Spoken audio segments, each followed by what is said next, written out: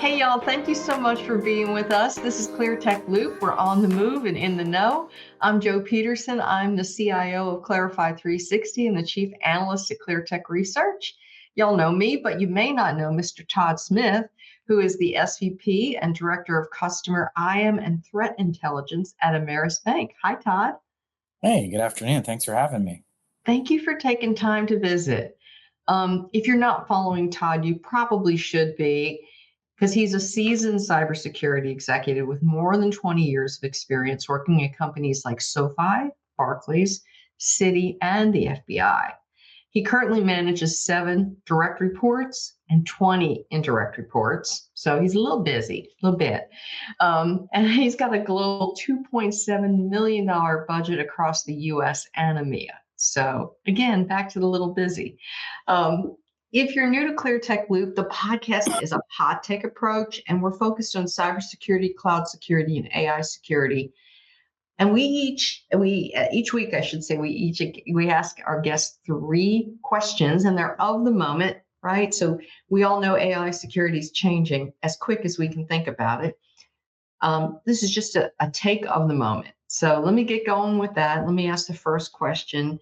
Todd, give me your thinking around shadow AI. Is it an IT problem, a security problem, both, neither? Well, I'll give you probably the easy answer and just say both. Kind of puts it in everybody's wheelhouse. But at the end of the day, it's something that everybody needs to be aware of when you're bringing AI into your environments. And why it's a both problem is security is going to own the risk there. You've got data leakage, you've got IP loss, regulatory breaches. However, within those environments, IT is the one that owns those controls. They're the ones with network visibility, browser blocking capabilities. They're running the API management, the firewalls. You can't isolate and silo this issue. Because if you do, that's where everything breaks down. You've got to have that constant communication across these teams. Granted, you should have constant communication across these teams anyway. But when you're specifically looking at AI, you're going to miss the mark if you kind of are putting it in one block or the other, because then, you become a department of no as a security professional, because you're going to say, no, we can't do that. No, we can't do that. No, we can't do that. So if you bring in the IT group, they can say, well, we can formulate this answer. We can, craft this posture. We can do this, that, and the other to make sure that this is a good solution that is secure, safe, and can get the job done for the company. There's been a bit of a vibe shift when it comes to that, I've seen, especially within my own company. It's kind of figuring out who owned that. I think that's kind of the model we've introduced, is where security owns the risk and IT owns the infrastructure and how to make it work. It's something that is really speaking to a lot of, like you mentioned today. It's, from a strategy standpoint, something that needs to happen because it's going to enable businesses to move forward. And if you're the one that doesn't do the AI, you're probably going to be left behind from the others who are doing it. So specifically security folks, CISOs, CSOs, they need to think about enabling AI and working with it and not blocking it.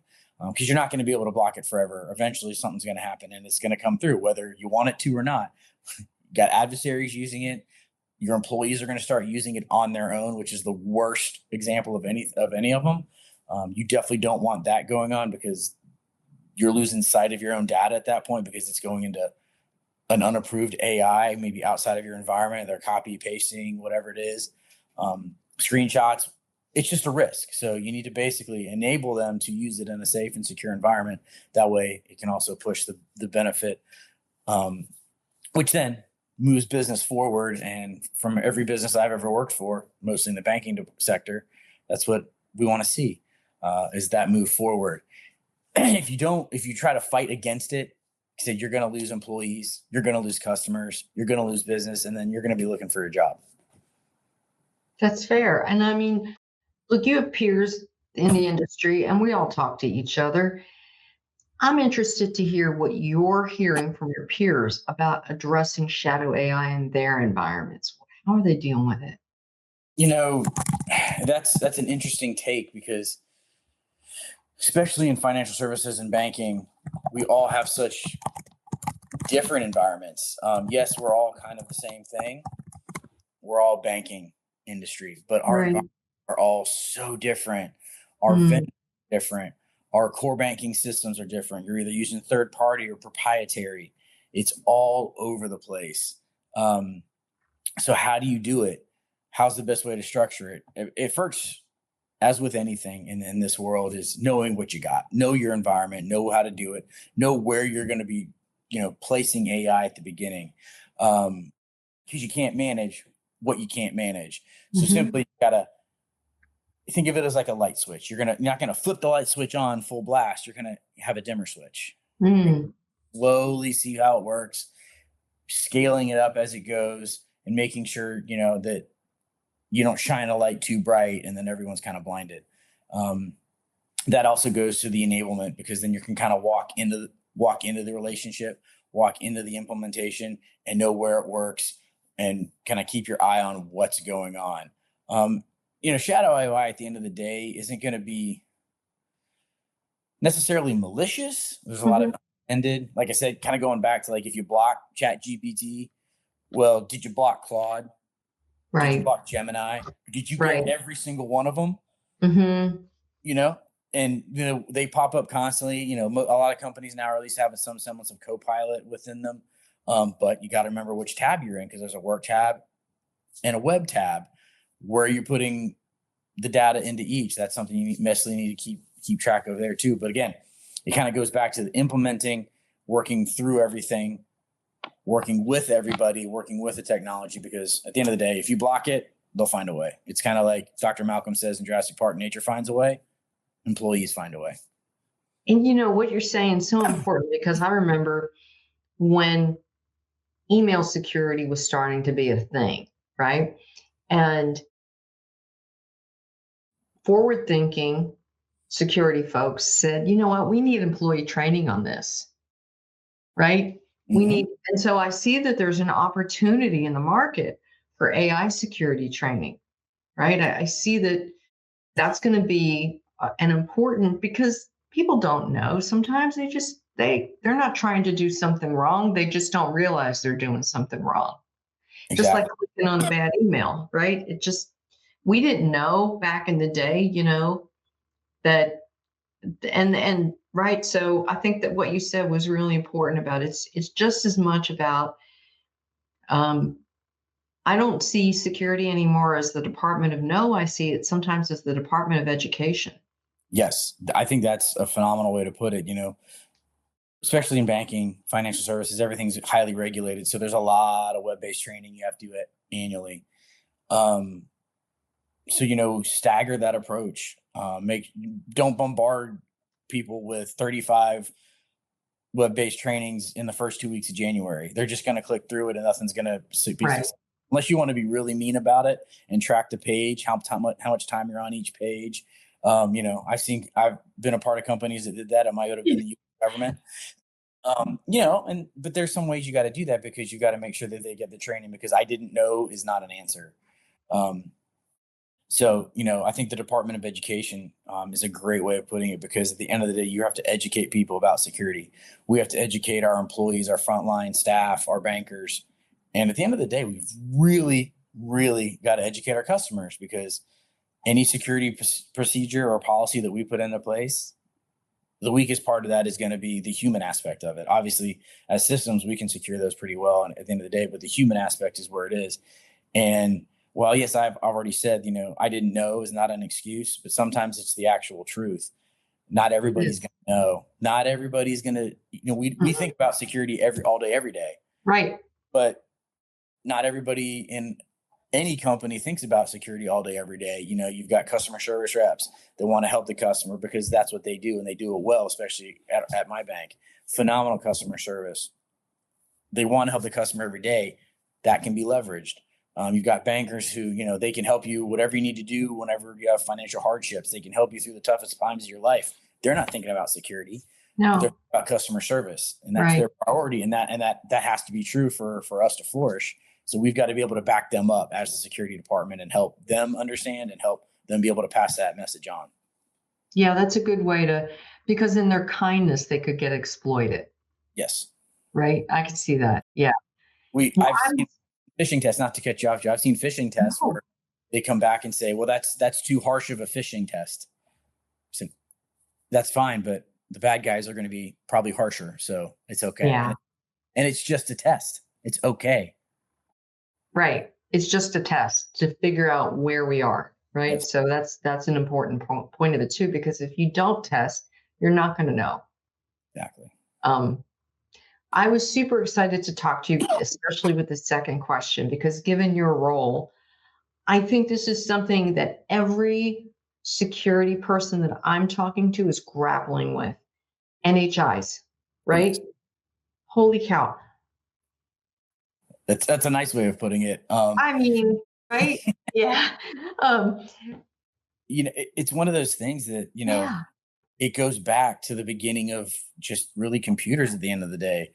I've seen some really crazy start dates on NHIs. It's wild because I think I've seen some estimates, for every human employee, there's 10 NHIs. I've also Right. seen it go up to maybe 50, even 60, because you Hmm. think, come on, you on board, you work, you leave. Hmm. Right. Where's the cleaning crew to go in there and go through and clean every single NHI that you've ever made in your 1 year or your 25 years of being an employee? It's crazy. And this kind of goes back to the first question is, AI in general. That could be a good way to help leverage this. Send that in there and try to clean everything up. It's one of those things that, are we too far down the road with NHIs to really have a clean house? Some of these companies might be, if you've got hundreds of thousands of employees Hmm. and then you're timesing that by 50, like it's going to be a task. Um, but at the end of the day, it's a reality. Um, and the discovery is what you really need to focus on. I've kind of been a thread through this whole conversation so far, Joe, is you've got to know what you have. You've got to Yeah. know your environment.